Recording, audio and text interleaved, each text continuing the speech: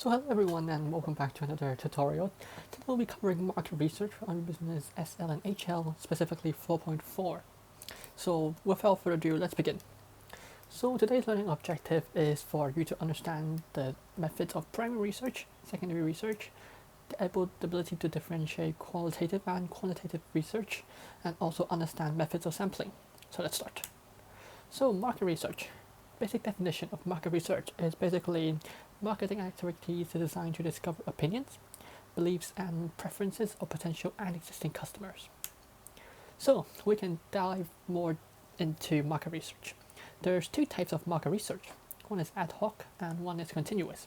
The first one is basically conducted only when necessary. So that's when only when necessary, when off, you can see. Continuous is a type of research which is continuous and, as it says, ongoing basis for research for continuous purpose. What does these two types of research allows a company or an organization to do? Basically, it allows them to improve marketing strategies and also provide them with up-to-date information for the organization or the company itself. So, let's talk about primary data first. Primary data, what is it about? It is basically the gathering of first-hand data. It also helps you to identify and anticipate change in terms of market trends. So let's talk about examples of primary research. We have live surveys or questionnaires where you basically fill in a bunch of answers, observation, focus groups, and interviews. Each one of them will be delved more deep in depth later on. So let's take at market research for primary research overall. The advantage for primary research is its relevancy because you are doing it as first person. So that means that it directly addresses the question of the focus groups to answer. Another point is that it is confidential and unique, so that your first-hand data, no one else has the information that you have because you're conducting it originally, unlike secondary data, which we'll be also talking about very soon.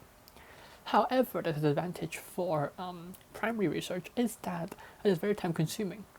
Because of that, the delay in data collection may lead to a delay in decision making, and which the delay in decision making can eventually lead to the lost opportunities within the market, which those can be important strategies such as financial strategies or human resource strategies on how the company will be operating as a whole, as those operations should be working in conjunction together. Another advantage you can see is the validity.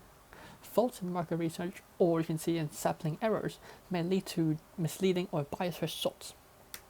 So let's take a deep dive into primary research. So first off, we'll be talking about which would be surveys or questionnaires. So there is a lot of type of surveys or questionnaires. Specifically, these 5 types I've circled here. The first one is self-completed surveys, basically a surveys which will be completed by the focus group themselves or the interviewee themselves. Personal surveys will be surveys which is conducted live face-to-face. For example, a survey that you interfere on the streets. They may directly ask you a question on the streets, which you will answer as a respondee. That will be a personal survey. A telephone survey would be a personal survey that can be communicated through telecommunication technology. Basically, this fancy word is basically talking about how this survey can be conducted through telephone. Online surveys, very straightforward, conducted through Google Forms or online materials. And postal surveys, which is very uncommon now due to the globalization of the online industry. However, postal surveys are surveys that can be sent to focus groups in order to complete on their own time and to be sent back to the interviewer for data gathering. But then that means that the interviewee will also have to send money, as in sending the post or the results back to the interviewer to analyze. So let's look at it as a holistic view for all of these surveys and questionnaires. The advantage for this is that it generates both qualitative and quantitative data simultaneously. However, because you're doing it first person, the cost and time would be very consuming, as large sample would be statistically representative to findings. So next off, we have interviews. It is a one-on-one discussion often used to introduce change and new initiative to investigate one's view. it all provides non-quantifiable information, which means that these unquantifiable information cannot be extrapolated. Hence, it will be time-consuming to purely interview one person, as a person's interview they likely cannot be giving you statistical information. For example, how much this company has grown throughout the past 2 months. They are unable to directly give you that. That is why these are non-quantifiable information. Focus groups. They are basically interviewing small groups of people to gain insights of their personal opinions. And however, because of that, not everyone is willing to speak up, meaning that some views may be unregistered. So we then have observations. Observation is basically how people behave and respond under different situations without knowing how they are surveyed. So basically that they are being surveyed under their daily life actions. So because of that, this can be done through surveillance, filming, and photographic evidence from afar. This means that this observation technique can establish people's actual motivation and to analyze what they'll actually do without being pressurized of answering questions. Next off, we have secondary research, also known as desk research. What is this? It's basically the collection of second-hand data that already exists through searching online. So we can see both secondary research are both internal and external. So internal here is that data is gathered through by organization, and external is that academic journals, financial and annual reports by the companies or organizations, market journals, or even government publications. An advantage of all of these secondary research as a whole is that these are sources that include a variety of sources, meaning that the secondary data is more accessible than primary data. This also means that secondary data can provide an insight to changes in trends in previous industries on how it performed. However, knowing that it is previously collected, these data may be obsolete, resulting in its relevancy may not be too relevant for its current usage of what you're trying to analyze using those data. Given that these data are originally collected for other purposes, the data in its format may be inappropriate as well. And finally, these data which is previously collected may require to be manipulated or adopted to suit specific needs. So let's take a look in depth of secondary research. So one example would be market analyst report. An advantage would be detailed information given every aspect of a market. It is also invaluable for giving an overview of a market. Please excuse this typing error. However, a disadvantage would be that data may be outdated, unless it's recently published. The cost of purchasing a market analyst report may also be too expensive for a ton of companies, because these prices range. Academic journals. It is likely to be reliable, and it is also very potential to be useful for planning future corporate strategies for companies. However, a disadvantage would be that the usage could be limited to day-to-day business decisions.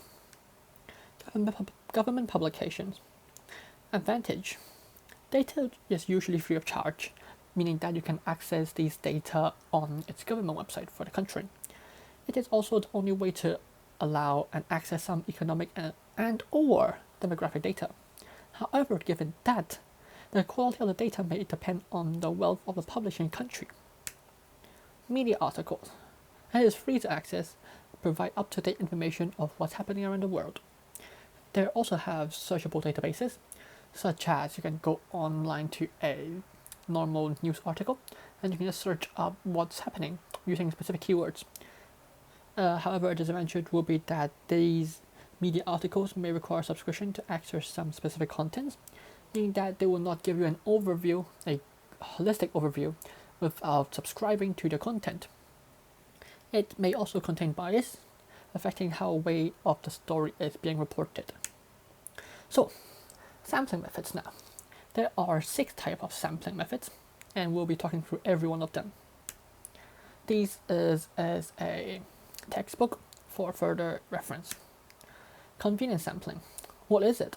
Basically, it's data made up of whatever people who are willing to participate in the research. An advantage? It requires less planning and can be done very fast, very efficient, and very effective as well. However, the disadvantage will be that the less chance of people representing the entire portion of who you're actually going to be interviewing. Data is also less likely to be skewed depending on who is being interviewed. It's random sampling. Everyone has an equal chance to be interviewed, hence why it's random.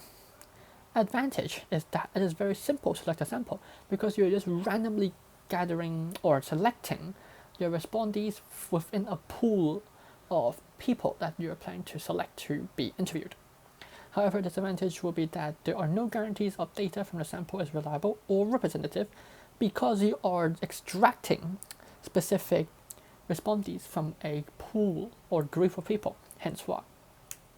Cluster sampling. Divide samples into different demographic groups to interview them separately. So basically you can divide a country into specific groups, that demographic groups, and to interview them separately and generalize information afterwards. This means that data can be gathered quickly, as you can scatter your people around the country to interview. However, a disadvantage would be that the data can be again very skewed because depend on who you interview and how you interview it. Style may be different and the response may be different as well. Snowballing can also be referred to as chain referral sampling. Basically, it is interviewees recommend another person with knowledge or potential to be interviewed until all information is gathered. Basically, a chain reaction until all of your information or data is gathered for its necessary needs. An advantage will be that if you find a specific people who have the knowledge to which contains the information of what you need, the chain or the chain referral sampling is very useful, so you can easily gather it, and because it is very time efficient as well. But because you may not have the specific people which have specific knowledge to this information, the disadvantage of snowballing will be that it is time consuming, which may lead to skewed results. Quota sampling. It's basically split into your target focus groups into specific smaller groups. Then you can use convenience sampling to talk to the first people interviewed. Convenience sampling, as I mentioned previously, is basically talking to whatever people you try to talk to, and basically grab the information. So you can see here, whatever people who is willing to participate in the research. So the advantage for quota sampling is that the views of subgroups gathered and is considered. That means that it should theoretically improve the research accuracy. However, given that a disadvantage will be that the characteristics of population must be known in order to split the groups or the people into groups. This can also mean that the generalizability will be lower. And finally, we have stratified sampling. What is it? It's basically divide respondents into different groups, then use random sampling to select respondents. As I mentioned again, random sampling is literally just extracting random people within your focus groups and do interviews. This can also result into a skewed graph or data, as previously mentioned from our random sampling, as it cannot represent a whole picture, as in its reliability. Hence why disadvantage will be it's time consuming to quota sampling. However, the best advantage for stratified sampling is that it's very accurate from all the sampling methods, and not besides that, it is the most accurate method. You can see here the most accurate of all sampling methods. So, after you have understand all of these sampling methods, methods of secondary and primary research, and as well as a definition of market research, we're now going to be focusing on to some practice problems. So, we can look at this practice problem together. Something market research is the process of using second-hand information, analyzing data that already exists. So basically, it asks you to fill in the blank.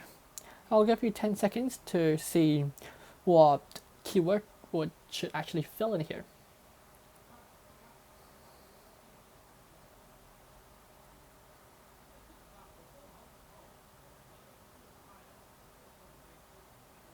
Have you gotten the question yet?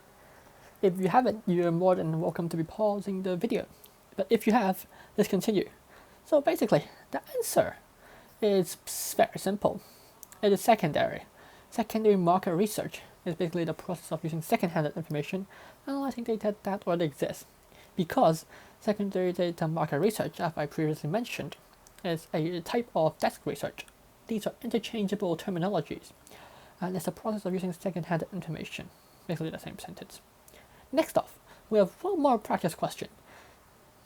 So, in terms of IB business exams, which is the following is the least acceptable answers for the following question?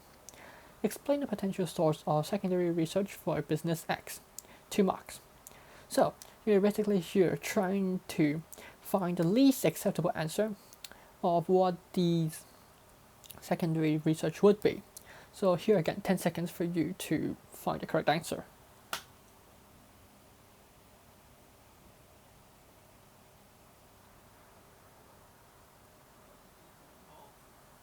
Alright, have you found the answer yet?